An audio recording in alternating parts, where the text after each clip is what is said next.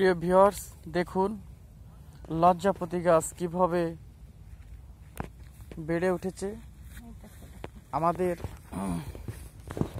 এই প্রকৃতিতে কত ধরনের বৃক্ষের যে সমাহার, এটা আমরা আসলে না দেখলে কল্পনা করতে পারবো না। দেখুন, এখানে একটা সুন্দর ফুল ফুটছে। এই ফুলটা খুবই সুন্দর, অনেক সুন্দর একটা ফুল। এই ফুলটা খুবই চমৎকার দেখতে।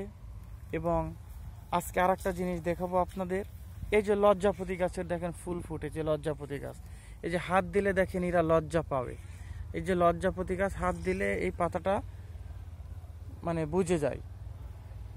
এটা হচ্ছে লজ্জাপতি গাছের বৈশিষ্ট্য এবং ধরন। এখানেও দেখেন প্রচুর পরিমাণে ঘাসের মতো লজ্জাপতি গাছ হয়েছে। এই লজ্জাপতি গাছে হাত দিলে দেখেন, এই যে হাত দিচ্ছে, হাত দিলেই এরা নুয়ে পড়বে। হাত দেওয়ার সাথে সাথেই দেখুন নুয়ে পড়ছে। এটা হচ্ছে লজ্জাপতি গাছের ধর্ম। তাই আমাদের এই প্রকৃতিতে বিভিন্ন রাস্তার পাশে অথবা বিলে ঝিলে বিভিন্ন ধরনের বৃক্ষ সমাহার। এই বৃক্ষ থেকে বিভিন্ন উপকার পাওয়া যায়, যেমন আকন্দ গাছ, হাতির সুর গাছ। এগুলো আমরা আসলে অবলীলায় এই গাছগুলো আমরা উফরে ফেলি অথবা ফেলে দিয়ে উপকারিতা সম্পর্কে জানি না। কিন্তু আমাদের এই বৃক্ষের সমাহারে প্রচুর পরিমাণে আল্লাহর সৃষ্টির এই কুদরতে অনেক বৃক্ষ আছে যা মানুষের অনেক উপকারে আসে। তাই আমরা বৃক্ষের যত্ন করি এবং বৃক্ষবান্ধব পরিবেশ গড়ে তুলি।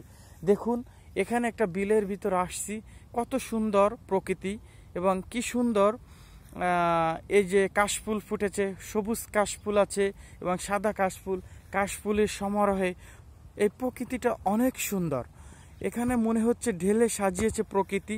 এখানে ঘুরে দেখার মতো কিছু দৃশ্য। এখানে দেখুন একটা সুন্দর খয়ে গাছ আছে। এই খয়ে গাছের ফলও খুবই সুন্দর, খেতে সুস্বাদু। আর এই যে আমাদের প্রকৃতিতে এই যে কাশফুল, কাশফুল একটা এই শরৎকালে শুধুমাত্র দেখা যায়। এই কাশফুল যখন বাতাসে দোলে, হ্যাঁ, এটা অনেক সুন্দর দেখতে। এই যে কাশফুলের দোলনাটা অনেক সুন্দর দেখতে যখন বাতাসে দোল খায়। তারপর ঘাস ফড়িংরা, ফিঙে পাখিরা যখন বিভিন্ন আপনার